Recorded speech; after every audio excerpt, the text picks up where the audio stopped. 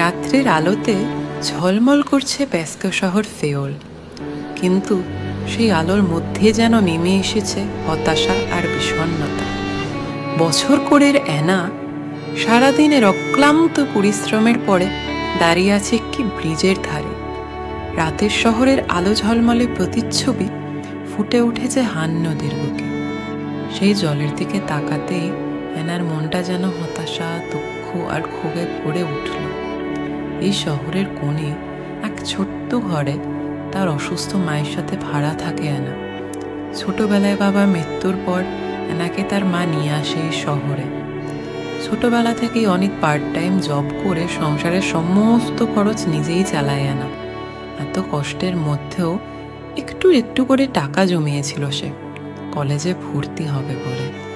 অ্যানার স্বপ্ন ছিল কলেজে পড়ে একটা ভালো চাকরি করবে আর ওদের এই দুঃখ দুর্দশার জীবন থেকে একদিনও মুক্তি পাবে। কিন্তু নিষ্ঠুর বিধাতা তার থেকে এই মুক্তির পথটুকু ছিনিয়ে নিয়েছে।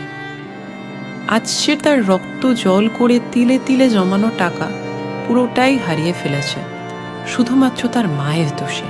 ওই যে 6 মাসের টাকা ডবল প্রতারণার শিকার হয়েছে তার মা। অ্যানাকে না জানিয়েই অ্যানার জমানো সমস্ত টাকা একটি কোম্পানির হাতে তুলে দেয় ওর মা। খবরটা জানতে পেয়ে সব স্বপ্ন ভেঙে চুরমার হয়ে যায় অ্যানার। রাধিয়ার দুঃখে চোখের সামনে যেন অন্ধকার দেখতে পায় সে।